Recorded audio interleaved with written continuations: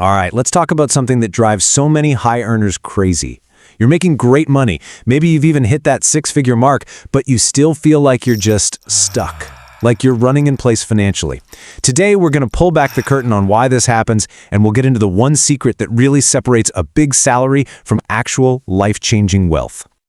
Okay, so let me ask you this, and be honest. Does this sound familiar? You've done everything you were supposed to do. You got the good degree, you landed the great job, you're climbing that corporate ladder, but when you think about those huge life goals like buying a house, they just feel completely out of reach. How is that even possible? You know, there's actually a name for this exact feeling. It's called the broke life premium. It is that deep frustration of knowing you're working hard, you're being responsible, but you're just not making any real progress. It's like you're paying this premium subscription for a successful life, but you're not getting any of the actual benefits. And honestly, this is the perfect way to picture what's happening. You can keep pouring more and more water, in this case, your salary, into this bucket. But if you've got these huge leaks at the bottom, it's never going to fill up. All that hard-earned money is just draining away before you even have a chance to build anything with it. So, let's get into it. Section 1, the high income illusion. We're going to break down exactly how this financial trap gets built, usually piece by piece, without us even noticing it's happening until it's too late.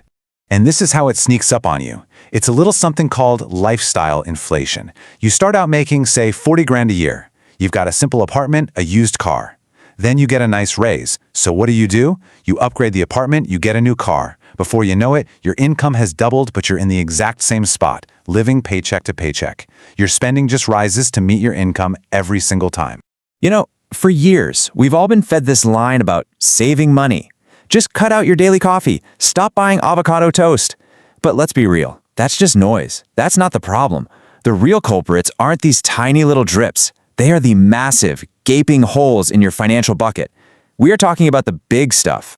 So this number right here, this is absolutely crucial. If you are serious, I mean really serious, about building wealth, your housing cost should be no more than 30% of what you bring in. The problem is, for most people making good money in big cities, it's way higher. We're talking 40, 50, sometimes even more. At that point, you're not working for yourself anymore. You're just working to pay your landlord or your mortgage. And this makes it crystal clear. Let's take that $200,000 salary. Sounds great, right? Well, first, maybe 30% of that vanishes into thin air for taxes. Gone. Then, if you're spending 40% on housing, that's 70% of your entire income. Poof! Before you've even bought a carton of milk. Throw in a car payment, some fun money, and what's left for savings? That tiny little 5% sliver. That is the anatomy of the high-income trap. Okay, so if just climbing the salary ladder as a trap, what's the alternative? What's the real move? Well, this brings us to a really critical choice, a split in the road between two totally different ways of thinking about building wealth. On one side, you've got the path we all know, the employee. Here, your whole world revolves around your salary. The game is trading your time for a paycheck. It feels safe, right? Secure. But there is a hard, unbreachable ceiling on how much you can ever earn. Then, there's the other path, the founder. Here, the focus is totally different. It's not about salary. It's about equity. It's about ownership. You're not just trading time, you are building an asset that can grow and scale way beyond what you could ever do on your own. But, and this is a big but, choosing that founder's path is not easy. It's not for everyone. This next section is all about the entrepreneur's sacrifice, because for a long, long time, this path is going to look and feel like you made a huge mistake. It takes an incredible amount of sacrifice and a real stomach for risk. And this is the psychological gauntlet you have to run. While you're grinding away, maybe making next to nothing, you're going to be watching your friends on that safe employee path. They're going to be hitting all those life milestones, buying the house, getting the nice car, going on fancy vacations. Meanwhile, you're eating ramen noodles and feeling like a total failure. That feeling of being behind, it's brutal, and it's where most people tap out. And this really shows you what that journey looks like over time. The first few years, they're just a pure, relentless grind. Then you spend the next several years just trying to build something that people actually want, living way below your means. For the better part of a decade, your progress just looks flat. But then, if you can just hang on, you hit what's called an inflection point. And that's when the growth just explodes. It's that classic hockey stick curve you always hear about. You know, there's that famous saying that just nails it perfectly.